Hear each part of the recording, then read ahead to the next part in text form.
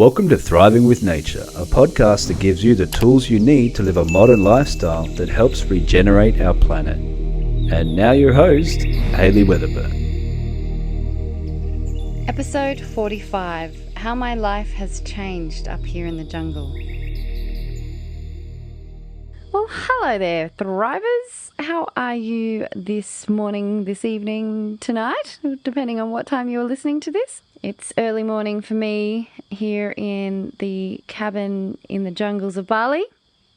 The cicadas are chirping. There's a few birds tweeting away. And the sun is slowly rising. I can't see it, it's behind me, but I can see it starting to get light. Today I wanted to share with you a little bit how my life has changed or not changed since moving up here in the cabin. In some ways it's changed a lot, and in some ways it hasn't changed at all. Specifically, I do spend a lot of time behind a screen still. I work online. I've worked online for 6-7 years. Well before COVID, I could always work wherever I wanted. But I do spend a lot of time behind the computer, and at the moment, working, I have my own job that I help another company with, do some things, and then I also am trying to build Thriving with Nature up. The podcast, the YouTube channel, and of course some exciting things that will be coming soon. And so I do still find myself, even though there's so much nature around me, I haven't moved away from the computer on that aspect. So that part of my life I know will transition. That's part of the reason moving up here. However, parts of my life that have changed are pretty interesting. So the first is living a little bit more consciously. So what do I mean by living more consciously? Well, there's actually 2 levels of that. The first level is at nighttime here, you've just got to be... The jungle is the jungle, and there's a lot of amazing living organisms out here. Some of them are deadly. We've got a few snakes out here, especially like the banded crate, that come out at night time. And most of the time when people have been bitten by these snakes are at night time because they didn't see them when they were walking. And so at night time, you've just got to be conscious and make sure you are looking where you're stepping. So that's something that's different, is this little bit of almost basic human foundation of survival is a lot more noticeable here, in that just being conscious when I'm moving things and picking up things that are outside, and which I think we can get a little bit numb to living, in protected towns, and things still happen there. There's still snakes and spiders, and especially if you're Australian, you know what I mean. But yeah, there's a little bit more of a level of checking where I'm stepping. Like, you can't be lazy about it. I haven't seen any of these snakes. I saw a few snakes in my first weeks up here when I was staying over at the Eco Lodge, just a couple of tiny snakes. One snake eating a frog. I think I even did a podcast about that one. But they're actually quite rare. You don't see them, touch wood. When you say things like that, then they turn up. But anyway, they are quite rare. But you have to be conscious because they are out there, and an actual mistake of accidentally stepping on one of these snakes could be fatal. So you've just got to be really, really conscious. So that's one thing that's changed. I'm constantly, I've got a wasp that's trying to make a nest here inside the cabin. I've knocked its nest 4 times, and it's still building another one. It's very persistent. Kudos to it being super awesome with its persistence, but I'm kind of like this, I don't really want you here. Then the other day I was in the middle of recording a video for work and my cat chased the largest spider I think I've ever seen. Like, not necessarily large, but the fattest abdomen I've ever seen. Ran across my desk and scared the bejesus out of me. It was hilarious. So these are the fun things of living here. The second level of consciousness is of course why I've moved, is to move towards a more regenerative lifestyle. And I feel pretty good about where I am. The Waste is still, I've reached out to a recycling company to see if I can get some bags and do a manual, because normally where I lived in the towns closest, the villages closest to town, they could come and pick up the recycling, whereas here it's a lot further. But I was thinking that every time I went down I could swap over bags or something, so that reached out to them. But I've also found out, like I said last week, that they are swapping plastic for money. So the waste, and I use my compost, the food, I've got my worm compost bin, which is doing all right. I don't think I have nailed it up here yet, but it's still surviving, and the worms are still doing well. And any other random food scraps I can just sort of put out into the jungle, because it's going to help feed the fuel and the microbes and things. So, the side of things, energy, I'm still using normal electric. I'm on the grid. That's something I want to look at eventually for when I move onto the land, is to get some solar. But yeah, and looking at my life a bit more minimalistically, like I'm not part of any. I do miss F45, which is what I used to do, and so that's sort of being a factor in my build, is making sure that I have some places to do some weights, because that's really important to me for the health and fitness of my body, especially if I'm going to be doing a lot of physical work outside. I want to know that I'm strong enough. Yeah, so I now, rather than going to the gym, I've been going for runs, and I'll probably go for one after I finish recording this. I go for my walk runs because there's a lot of steep hills here. So that's nice. And it's a lot of people have complimented that they've seen me. They said, you look so much more fresh. And I think it's because of the air up here is just so clean. The water from the rainforest is just so clear and fresh and alive. So these basic fundamentals are having a great impact in a really positive way. So that's pretty awesome. And then of course, the social aspect, which I started talking about last week, is the community. But here, obviously, I'm starting to integrate very, very slowly.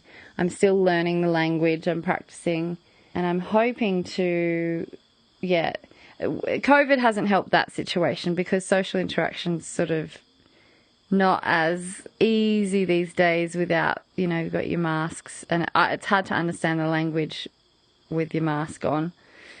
For me, I like to be able to see what they're saying with their lips, but because I want to get in and integrate and start teaching English, and I'd love to get a basketball court up there. I want to start getting to know that community, because I'm sort of living a little bit out of that community right now.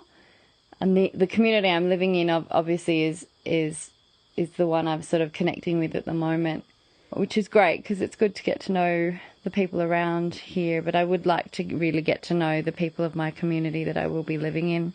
So that's sort of, I think, I do. I'm catching up. I've got friends coming up to the jungle cabin. I had my first visitor last week, which was awesome. They came and stayed in the homestays just behind my cabin. And it was just great to catch up with some close friends. I've got some more close friends coming up, and we're about to journey around Bali. So when you listen to this, I will be in a van. We're going around the centre of Bali, up in the mountains and looking at different areas. So that is going to Cinnamon, which is a place I haven't been to in a long time, or ever. I've always wanted to go. So so that is the sort of real short update, is how has my life changed since being here. I feel so much more connected to nature. I was walking around with my friend Matt here in the jungle, and I was just pointing out things when we went for our hikes. I'm like, this is this plant, and this is this, and look at this growing, and he was saying, we get so disconnected from our food. We don't know what's happening where it's growing. And so, I can walk around and I'm starting to recognize plants and what they're doing. And yes, there's this sense of got to watch where I'm walking, because I now have this respect that I'm a part of an ecosystem, not just this human invaded space and killed everything that would kill us so that I could feel safe. But in doing that, I've destroyed that area. There's this real respect for nature. So these big spiders, I'm not killing anything, This massive spider, I managed to get it so it sort of crawled up and out through the top of the house. Gosh knows where it is. There was a giant centipede on the balcony a few weeks ago. Didn't want to kill it. Don't know where it is now. I keep checking my shoes because that's where my biggest concern is, that they're in there. But it's this interaction. It's thriving with nature, respecting nature. How am I part of this ecosystem? Of course, nature I'm making a comfy home here. They're going to try and come in here and check it out. But I can just say, shoo, this is my house. Let's see how we go with wasp level number 4 to get rid of the nest there. But yeah, really connecting with nature and learning a lot unconsciously as well. Yeah, other areas that I've noticed some change is, so here, living out here as far as I do out into the jungle, a couple of things can happen. My internet, this is a sweet spot. Where this cabin is a sweet spot. So it was one of the reasons why I picked this cabin, is because I do work online, and so I needed to make sure I did have connection to the internet. But what does happen is, because I am only reliant on one tower, there is no other tower that I can reach. Back in the village, of course, if something happens to one tower, your phone automatically searches for another tower that's close by, and generally there's 1, 2, 3 maybe that you can bounce off, but for me it's just one. And so when something happens to that, and sometimes there can be days when nothing really happens, but there are often a day or two, at least a few days a week, where there'll be 2 to 3, 4 minutes where it just completely dies. The internet does not exist. And it's funny, I used to get frustrated with the internet not working, but up here, to me, it's just this forced, okay, well, there's actually nothing I can do about it. So I'm just going to rest. And so I'll pop down and pop it in the kitchen, and it might be around that time that I need to make lunch, or I'll pop and sit outside and just connect with the nature. It's a forced pausatory moment. I don't know if I just made that word up, pausatory. A forced moment to pause and connect with the present moment. And so sometimes even the electricity has had a couple of moments where it completely just disappeared. And so one night I ended up cooking with candlelight, and I've got a torch here, so that's fine. I've got all of these candles, and it was just really lovely. I remember often wanting to get away from the world and having these beautiful moments. And so having it forced on a maybe daily, maybe every second, third day, it's just almost like a meditation. It's this beautiful moment to rest. Another thing that's different is, at home I would get distracted by city life. Well, city. I lived in, I would call it a tourist town. I could easily, by press of a button on my phone, food could arrive. And so I could be lazy about what am I going to eat, because there was always backup plans. There's always something that I could feed myself with, and it was never great. The food, it was takeaway food, processed food, sometimes good, sometimes not, depending, especially if you're ordering in the last minute and you're hungry. Of course you're going to go for something a bit more exciting, but I have no choice. Like the other day I felt like eggs, and I think you can get eggs up here. I haven't found it yet though. But I can't just at a whim if I feel like something. Like if I've run out of any chocolate, there's no chocolate here. There's no chocolate shop. There's smaller at Warrongs, and they have a lot of processed food, but it's none of the food that I would eat. I'm used to having like healthier kind of chocolate food and all that kind of stuff. So it's forcing me to cook more and be more organized. I have to make sure I've got a supply of the basic fundamentals of rice and beans and those kind of things. And I can get some salads. Eventually I'll be growing all my own veggies is the goal. But here I have discovered a place that delivers their vegetables. So that is exciting. I still have to travel. I haven't quite nailed the laundry. I do travel down to my old laundry place to get my laundry done, just due to I haven't quite nailed the pattern for me for washing. Yeah, so there's these different little things. Like when I wake up, I never used to have to think about this, but I wake up and I have to think, okay, what am I doing for lunch and what am I doing for dinner? I don't really eat much breakfast. Sometimes I do, sometimes I don't. But what am I doing for lunch and what am I doing for dinner? And I have to think about it because I may have to prepare. I may have to soak some beans. I have to know that I have the ingredients. And so, yeah, that's different. It's coming back to a life of preparing more what I need to eat, because I can't just rely on last minute packet food. I need to, there's not many restaurants. There's a warung here that does an amazing fried rice, and a warung here that does a thing called tipat chantok, which is basically sort of peanut satay sauce with veggies and a rice sort of dumpling thing. So they're great.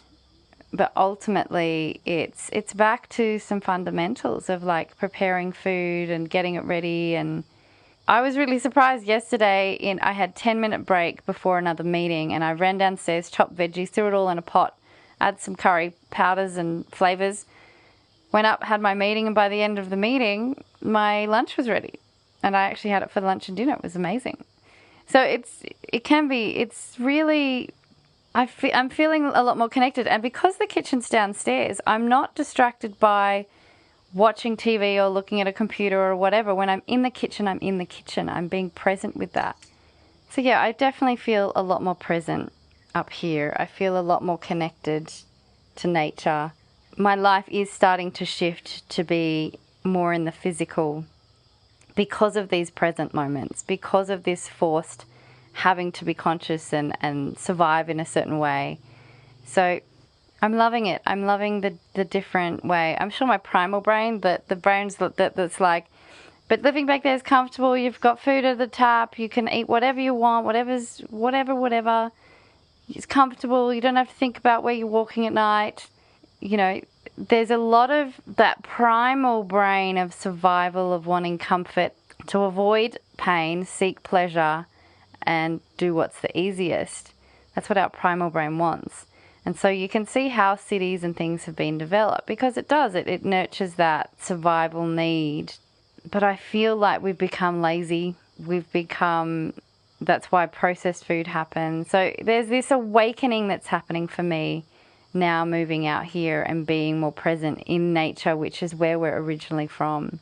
So there you go. So that's what's changed for me here, living out here in the jungle so far. I know my life is it's in a transformation, especially as I start to get land and build my own place and build a farm area for people to come and visit. Yeah, it's exciting. It's really exciting. Thank you so much for listening. Really appreciate you. I hope you're having an amazing day. Have a great week. Hey, if you enjoyed listening to my podcast, remember to subscribe to hear more. You also have to come check out the Living Supplement Garden, a garden that reads your individual's body's condition and grows the substances it requires to move towards optimal health and potentially healing your ailments. When we align with nature, we thrive with nature.